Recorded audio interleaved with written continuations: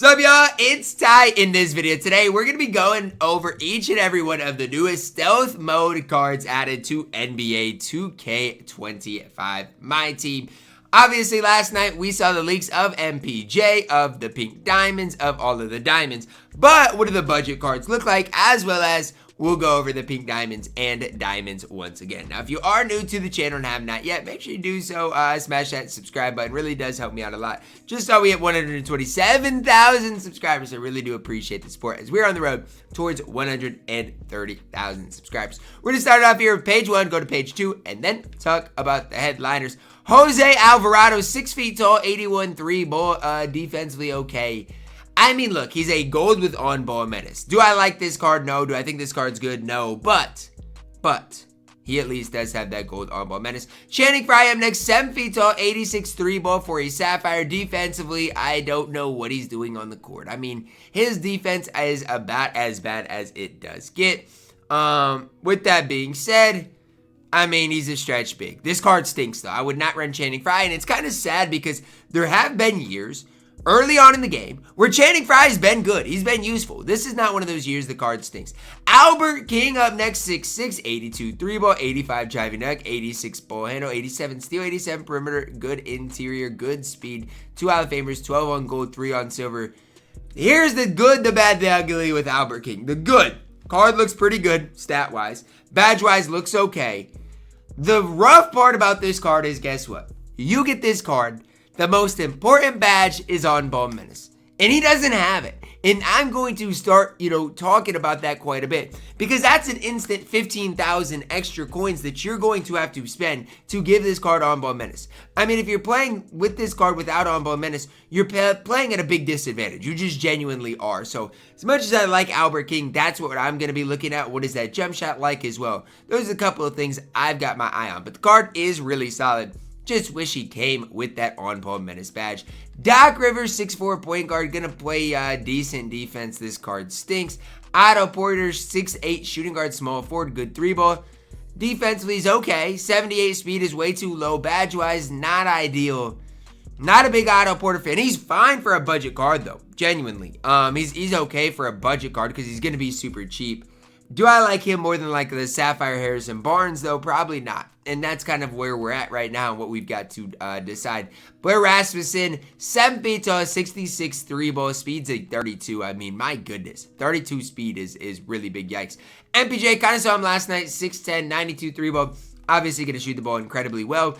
Problem with MPJ is his defense, right? So just what I talked about with that on-ball menace. Not only that for MPJ, he needs some other badges. He needs Paint Patrol. He needs on-ball menace, which a lot of these badges are going to be needed. Even an immovable enforcer badge. These are expensive badges, so MPJ is good. But even fully badged, he comes with 19 total badges. Now, rumor on the street is Otto Porter Jr. has a good release, so could make him even more valuable. Shout out DAO Strikers. But thing I got to say about MPJ is he just looks very mediocre to me. The badge count definitely leaves a lot to be desired. Ryan Hollins up next. Decent inside big. Honestly, for like offline modes, he's a decent card. Good standing driving dunk. Defensively is decent. Rebounding wise is okay. Badge wise okay. Don't love the card. Eldon Campbell, 69 3-ball. But he's got a 60 speed. I mean, that's the big problem I see with Eldon Campbell is the speed rating is just horrible. This card, badge-wise, really isn't bad either. For an inside big, he's fine. He is just really, really, really slow. Larry Kenon, 6'9", 65 3-ball, defensively, okay, not great. Rebounding-wise, okay, not great. Honestly, statistically-wise, for a really budget card, Kenon looks decent, but he has 1 total badge. That's not flying for me. The 1 total badge is crazy. Tyrese Maxey, 6'2", 93 3-ball. Like I said in last night's video, I've played against Tyrese Maxey and the card's not good. I mean, I don't know how else you want me to say it. If you want to run Tyrese Maxey, do what you ultimately have to do. But Tyrese Maxey is not good in this game. GG Jackson, 6'9", 83 ball, 85 driving dunk. Offensively speaking, GG Jackson's okay. The problem is his defense stinks, and he doesn't have any badges in the game. Trae Young, another card that stinks, 6'1", 95 3-ball, 95 ball handle, decent speed. Defensively, he's horrible. This card, offensively, is going to be really solid. But on the defensive end of the court, he's absolutely terrible. He is not worth picking up. Derrick White, 6'4", 79 3-ball, 86 ball handle. Defensively is okay. Now, I want to talk about this Derrick White for a little bit. Do I think he's a perfect card? No. Do I think he's going to be really cheap, like under a couple thousand MT? Yes. Do I think he's a usable point guard in the game? Yes. He's 6'4". He comes with on-ball menace. He's got such a good release with a 79 3-ball, solid enough ball handle. I do not think this card is perfect. But I think when you're talking about really budget point guards in the entire game, like cards that are less than like 3,000 to 5,000 MT, Derrick White's going to be your best option. I really do believe that. So that's where I'm at with D White. 6'4", can play point guard. Good release. 79 3-ball is not the highest, but it's good enough. I don't hate that Emerald Derrick White. I really don't hate about him. Willie Anderson, 6'8", shooting guards. 84 3-ball, 86 ball handle, defensively good, not great. 85 speed. Badge-wise, it's another one of those cards you're going to have to spend a ton on badges. And that's the really bad part about a lot of these cards is they come like with some badges. But you're going to really have to badge them up. Okay, Tootie, I don't know. I don't like either of those cards. Probably Paul Westphal, but I don't like either of those cards. We're going to save these diamonds. Tyler Hansbrough, Emerald, 6'9", 73 ball, 80 interior, decent rebounder, 42 speed. I love Tyler Hansbrough at North Carolina. That card stinks. Dan, up next. Not even going to say the last name, otherwise I'll get demonetized. Good 3-ball, good ball handle, solid speed. Badge eyes is okay. Honestly, depending on his release, for a gold card, he's solid. Honestly, because offensively, he's going to be good. For offline modes, this is going to be a card that can do some things. Offensively, defensively, the card stinks, but offensively, he's okay. Timberwolves legend! I get to see my GOAT, Julius Randle, play live in action tonight in Iowa. Look, God works in mysterious ways, right? So the Timberwolves come to Iowa for a preseason game, and the Timberwolves legend, Julius Randle, gets dropped in my team on the same day? Oh my, it feels like a dream. 6'8", Julius Randle, 83 3-ball, 85 standing driving dunk, 86 ball handle. Defensively, he's okay across the board. The problem with Timberwolves legend Julius Randle is that they didn't gas him as much as they should have. They should have made this card better than he is. Only 2 Hall of Famers. They hold my Julius Randle card. Domantas Sabonis, only 6'10" at the center position, 83 ball. Defensively, not great, 68 speed. This card stinks as well.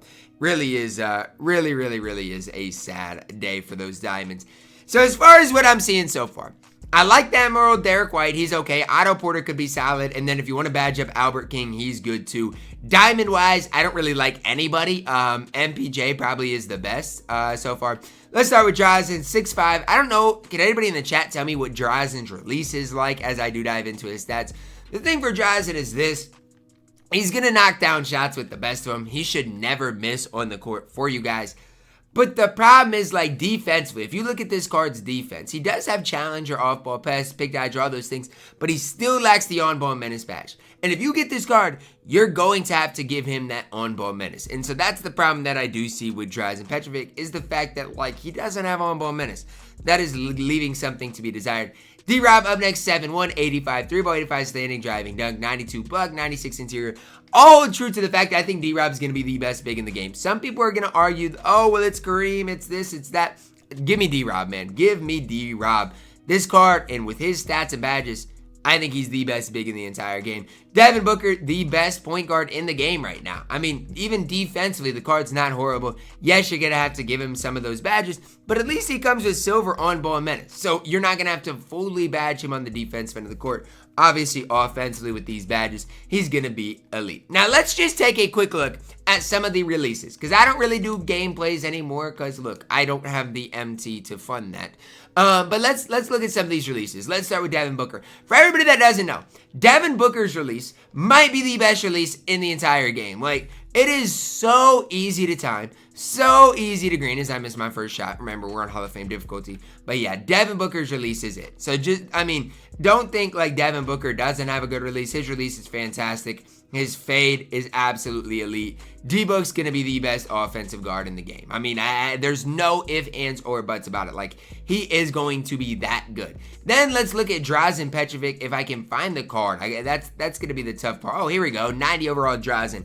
We'll see what his release looks like. I feel like in past 2Ks, he's had a horrible release. So that's kind of what I'm looking at. Honestly, it's not as bad as I thought it would be. Like, it's not. Drazen's had a horrible release in past years, so I don't even think it's bad. Is it going to take me a little bit to get used to it? Yes, it's kind of a low release point. It's not great, but it's usable. That's what I'd say for the release of Drazen. As far as his fade, normally, I mean, he's fine. I don't know if I, would pick this card up, but his release, it's fine.